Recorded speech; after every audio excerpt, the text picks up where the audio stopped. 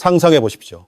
어느 날 갑자기 평화롭던 당신의 머리 위로 귀를 찢을 듯한 사이렌 소리가 울려 퍼집니다. 그리고 고개를 들어 하늘을 보았을 때 태양을 가릴 만큼 거대한 강철의 그림자가 도시를 덮어옵니다. 그것은 단순한 비행기가 아닙니다. 단 한 번의 출격으로 도시 하나를 지도에서 완전히 지워버릴 수 있는 하늘의 요새입니다. 지금부터 여러분이 마주하게 될 이 거대한 쇳덩어리들은 인류가 만들어낸 무기 중 가장 파괴적이며 동시에 가장 경이로운 기술의 결정체들입니다. 지구 반대편에 있는 두 초강대국, 미국과 러시아는 지난 수십 년간 하늘의 지배권을 두고 끊임없이 경쟁해 왔습니다. 오래된 프로펠러기부터 레이더에 잡히지 않는 유령 같은 스텔스기, 그리고 소리보다 2배나 빠른 초음속 폭격기까지 말입니다. 오늘 우리는 한반도의 운명과도 직결된 세계에서 가장 강력한 전략 폭격기들의 정체를 낱낱이 파헤쳐 보겠습니다.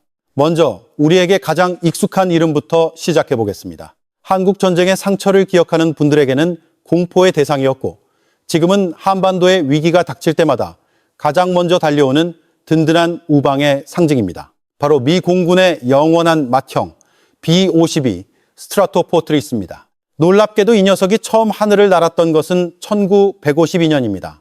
무려 70년이 넘는 세월 동안 현역으로 활동하고 있다는 뜻입니다.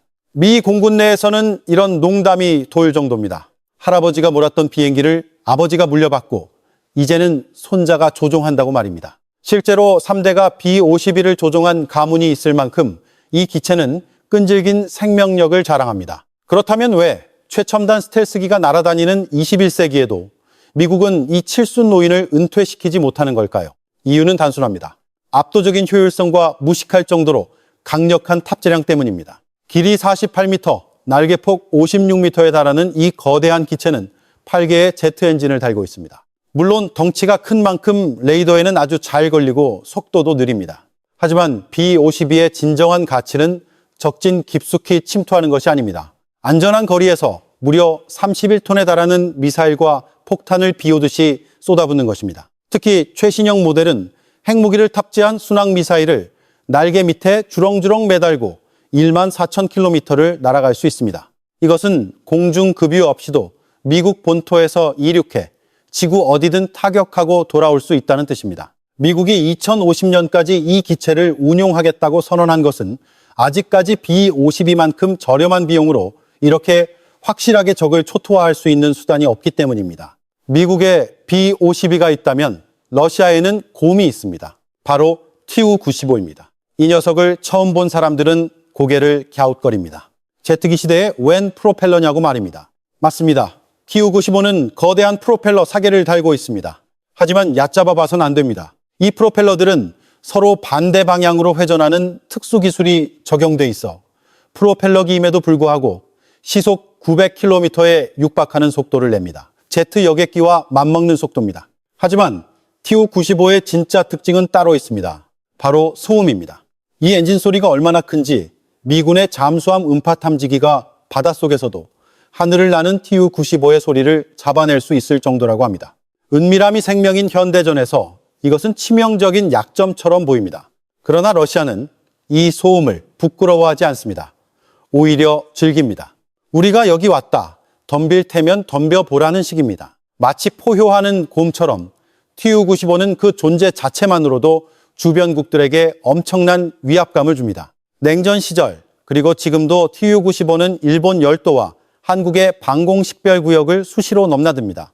그때마다 우리 공군 전투기들이 긴급 출격하여 요격에 나섭니다. 조종사들이 가까이 붙어서 본 Tu-95의 조종석에는 가끔 러시아 조종사들이 여유롭게 손을 흔드는 모습이 보이기도 한다고 합니다. 이 낡은 곰 역시 B-52처럼 개량을 거듭하며 최신형 순항미사일을 탑재하고 있습니다. 느리고 시끄럽지만 여전히 핵무기를 싣고 지구 반바퀴를 돌 수 있는 러시아의 주먹, 그것이 바로 Tu-95가 아직까지 현역으로 뛰고 있는 이유입니다. 하지만 덩치 크고 힘만 센 이 구시대의 유물들은 현대의 촘촘한 방공망 앞에서는 그저 거대한 표적판일 뿐일지도 모릅니다. 그래서 등장했습니다. 레이더에는 작은 새 한 마리로 보이지만 가격은 금보다 비싼 기체, 그리고 소리보다 2배나 빠르게 날아가 적의 심장을 찌르는 백조. 이제부터 현대전의 판도를 완전히 뒤바꿔버린 진짜 괴물들의 이야기가 시작됩니다. B-50이나 TU-95 같은 거인들이 하늘을 뒤덮던 시대는 지났습니다. 적들의 레이더 기술이 발달하면서 덩치 큰 폭격기들은 그저 날아다니는 표적판이 되었기 때문입니다. 미국은 고민에 빠졌습니다. 소련의 저 촘촘한 방공망을 뚫고 어떻게 적의 심장부에 핵폭탄을 떨어뜨릴 수 있을까? 그 고민 끝에 탄생한 것이 바로 외계 기술로 만들었다는 소문이 무성한 기체, B-2 스피릿입니다. 이 녀석의 생김새를 처음 보면 누구나 당황합니다. 꼬리 날개도 없고 동체와 날개의 구분도 없는 가오리 모양. 마치 공상과학 영화에 나오는 우주선 같습니다. 이 기묘한 디자인에는 단 하나의 목적이 있습니다. 바로 보이지 않는 것입니다. B-스피릿의 레이더 반사 면적은 놀랍게도 작은 새 한 마리 수준에 불과합니다. 적의 레이더 화면에는 그냥 지나가는 갈매기나 곤충으로 보인다는 뜻입니다. 폭 52m짜리 거대한 폭격기가 머리 위를 날아가고 있는데 적은 죽는 순간까지도 자신들이 무엇에 맞았는지조차 모르게 됩니다. 하지만 이 압도적인 은밀함에는 상상을 초월하는 대가가 따릅니다. B-스피릿은 인류 역사상 가장 비싼 비행기입니다. 한 대 가격이 무려 2조 원이 넘습니다. 무게로 따지면 같은 무게의 순금보다도 훨씬 비쌉니다. 그래서 미 공군조차 단 21대밖에 만들지 못했습니다. 더 큰 문제는 이 비싼 몸을 유지하는 비용입니다. 기체 표면에 발라진 특수 도료는 마치 사람의 피부처럼 예민합니다. 비가 오거나 습기가 많은 곳에 오래 두면 스텔스 기능이 망가져 버립니다. 그래서 이 녀석들은 전용 경납고에서 습도와 온도를 완벽하게 맞춰주며 모셔야 합니다. 전쟁을 끝낼 수 있는 가장 강력한 창이지만 동시에 비를 맞으면 안 되는 공주님인 셈입니다. 미국이 이렇게 보이지 않는 기술에 집착할 때 러시아는 전혀 다른 길을 택했습니다. 숨을 수 없다면 도망갈 수 없을 만큼 빠르게 날아가면 된다는 단순하고 무식한 철학입니다. 그 결과 탄생한 것이 바로 러시아 항공기술의 자존심, TU-160입니다. 러시아 조종사들은 이 기체를 하얀 백조라고 부릅니다. 순백색으로 칠해진 거대하고 우아한 자태 때문입니다. 하지만 그 우아함 뒤에는 무시무시한 성능이 숨겨져 있습니다. 이것은 세계에서 가장 크고 가장 무거운 전투용 항공기입니다. 최대 이륙 중량이 무려 275톤에 달합니다. 놀라운 것은 그 속도입니다. 이 거대한 백조는 마하이, 즉 소리보다 2배나 빠른 속도로 날아갑니다. 미국의 최신형 스텔스 전투기인 F-35보다도 빠릅니다. 미국의 B-1B 랜서를 잡기 위해 만들었다는 이 괴물은 날개를 뒤로 접고 애프터버너를 켜면 순식간에 적의 방공망을 따돌리고 지구 반대편으로 날아갈 수 있습니다. 핵미사일을 가득 싣고 초음속으로 돌진하는 275톤의 쇳덩어리.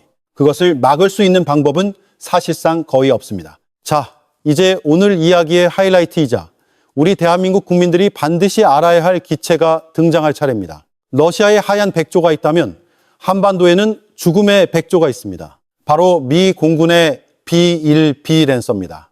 북한이 핵실험을 하거나 미사일을 쏘며 도발할 때마다 뉴스에서 가장 먼저 보게 되는 비행기가 바로 이 녀석입니다. 왜 미국은 위기 상황 때마다 B-2 같은 최신형 스텔스기가 아니라 1980년대에 만들어진 이 B-1B를 한반도로 보낼까요? 이유는 명확합니다. 북한 지도부가 가장 두려워하는 무기가 바로 이것이기 때문입니다. B-1B는 원래 핵 공격을 위해 만들어졌지만 지금은 핵무기 탑재 장치를 제거하고 재래식 폭격기로만 운용됩니다. 핵이 없는데 왜 무서울까요?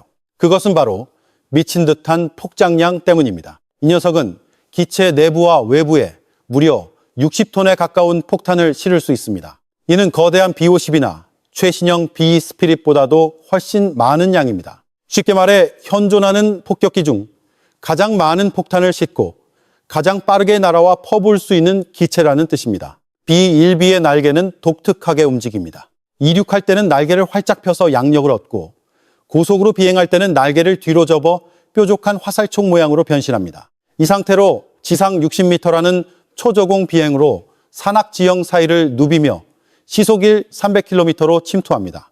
레이더에 잡히지 않으려고 땅에 붙을 듯이 날아와서 평양 상공에 수천 발의 폭탄을 쏟아붓고 사라지는 저승사자. 그것이 바로 B-1B가 죽음의 백조라 불리는 이유입니다. 실제로 괌 앤더슨 공군기지에서 이륙하면 단 2시간이면 평양 상공에 도달합니다. 김정은 위원장이 B-1B가 떴다는 소식만 들으면 지하 벙커로 숨는다는 이야기가 괜히 나온 것이 아닙니다. 비록 스텔스 기능은 B-2보다 떨어지지만 적을 압도하는 속도와 파괴력, 그리고 한반도 지형에 최적화된 저공 침투 능력 덕분에 B-1B는 여전히 동북아시아의 하늘을 지키는 가장 강력한 억제력으로 남아 있습니다. 자, 그렇다면 결국 이 거대한 경쟁의 승자는 누구일까요? 단순히 속도와 크기만 놓고 본다면 러시아의 승리처럼 보입니다. Tu-160은 분명 인류가 만든 가장 빠르고 거대한 기계공학의 걸작입니다. 하지만 현대전은 더 이상 덩치와 속도로 승부하는 복싱 시합이 아닙니다.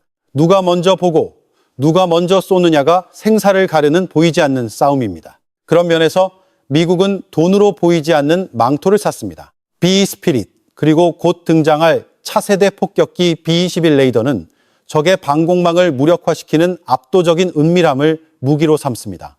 러시아가 힘으로 문을 부수고 들어오려 한다면 미국은 열쇠를 복사해서 소리 없이 들어와 안방을 차지하는 셈입니다. 지금 이 순간에도 기술은 진화하고 있습니다. 미국은 이미 B를 뛰어넘는 새로운 괴물 B-21 레이더를 공개했습니다. 더 작아졌지만 더 똑똑하고 무엇보다 무인 조종까지 가능한 디지털 폭격기입니다. 러시아 역시 구소련 시절의 영광을 되찾기 위해 차세대 폭격기 개발에 박차를 가하고 있습니다. 하늘 위에서의 창과 방패의 싸움은 아마 인류가 존재하는 한 끝나지 않을 것입니다. 하지만 오늘 제가 여러분께 진짜 드리고 싶은 말씀은 따로 있습니다. 우리 대한민국 사람들에게 이 이야기들은 그저 먼 나라, 남의 나라의 무기 자랑이 아닙니다. 우리는 세계에서 유일한 분단 국가이며 머리 위에 핵무기를 든 적을 두고 사는 사람들입니다. 가끔 뉴스에서 미군의 전략폭격기가 한반도에 전개되었다는 소식을 들으실 겁니다. 어떤 이들은 전쟁 분위기를 조성한다며 불안해하기도 합니다. 하지만 군복을 입어본 분들은 아실 겁니다. 저 거대한 날개들이 우리 하늘에 나타났다는 것은 전쟁이 임박했다는 신호가 아니라 전쟁을 하지 말라는 가장 강력한 경고라는 사실을 말입니다. 김정은 정권이 가장 두려워하는 것은 수십만 명의 보병이 아닙니다. 어느 날 밤 예고도 없이 자신의 집무실 천장을 뚫고 들어올지도 모르는 스텔스 폭격기와 평양 전체를 불바다로 만들 수 있는 B-2B 랜서의 폭격 능력입니다. 그들이 핵실험을 하다가도 B-1B가 괌에서 이륙했다는 소식만 들리면 꼬리를 내리는 이유가 바로 여기에 있습니다. 결국 이 무시무시한 살상 무기들이 아이러니하게도 지난 70년간 한반도의 평화를 지탱해온 셈입니다. 우리가 편안하게 잠든 이 시간에도 괌 앤더슨 공군기지의 활주로에는 언제든 출격할 준비를 마친 죽음의 백조들이 엔진을 예열하고 있습니다. 그리고 러시아의 곰들은 호시탐탐 그 빈틈을 노리며 비행하고 있습니다. 진정한 평화는 비굴하게 구걸하는 것이 아니라 적이 감히 쳐다보지 못하게 만드는 압도적인 힘에서 나옵니다. 오늘 우리가 살펴본 이 강철의 괴물들은 그 냉혹한 국제정치의 현실을 가장 잘 보여주는 증거일 것입니다. 하늘을 지배하는 자가 땅을 지배한다. 이 말은 과거에도 지금도 그리고 앞으로도 변하지 않는 진리일 것입니다. 과연 미래의 하늘은 누가 지배하게 될까요? 그리고 우리는 그 틈바구니에서 어떤 힘을 길러야 할까요? 여러분의 생각은 어떠십니까? 댓글로 자유롭게 의견을 남겨주시면 감사하겠습니다. 지금까지 시청해 주셔서 감사합니다.